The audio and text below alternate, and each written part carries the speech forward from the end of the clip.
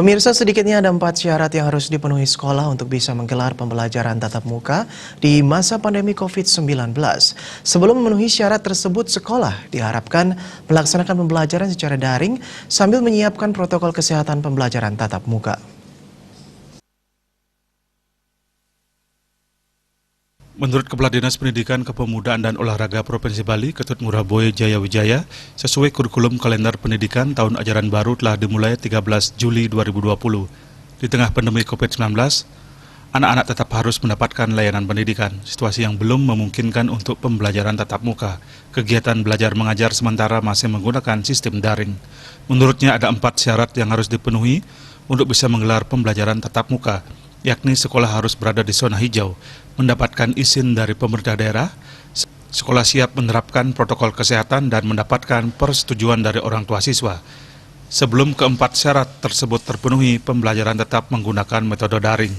Kalau izin pemerintah setempat sudah, kemudian dilanjutkan dengan pelaksanaan protokol atas sekolah-sekolah yang akan dibuka tersebut. Ya tentu di Sidikpora lah yang akan melakukan pemeriksaan atas sekolah yang akan dibuka itu. Misalnya dari mulai sarana prasarana untuk pelaksanaan protokol. Itu harus ketat sekali, tidak bisa sembarangan. Nah itu ketiga itu kalau sudah dipenuhi, yang keempat kembali lagi izin dari orang tua siswa. Kalau memang diizinkan pelaksanaan tatap muka, itu berarti bisa. Tapi kalau orang tua ini kata kunci terakhir tidak memberikan izin, kembali lagi tidak boleh tatap muka.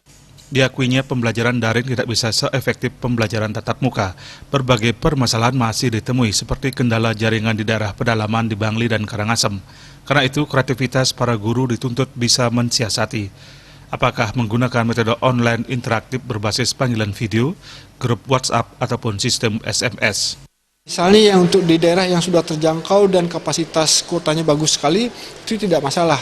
Jadi itu ada bahkan online interaksi. Tapi ada yang semi online lah, itu WA itu tadi kita WA grup dan sebagainya. Kemudian yang hanya bisa SMS.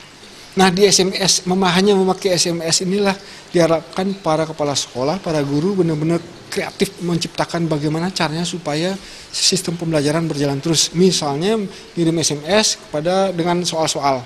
Soal-soal akan dikumpul besok, kumpulkan di Balai Banjar, saya akan ngambil soal kalau itu di pedesaan.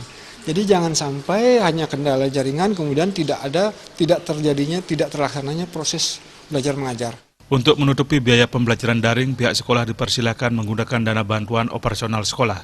Selain untuk keperluan kuota internet, dana BOS juga bisa digunakan melengkapi sarana-prasarana pendukung protokol kesehatan seperti penyediaan hand sanitizer, termogan, tempat cuci tangan, dan masker, asalkan pertanggungjawabannya jelas.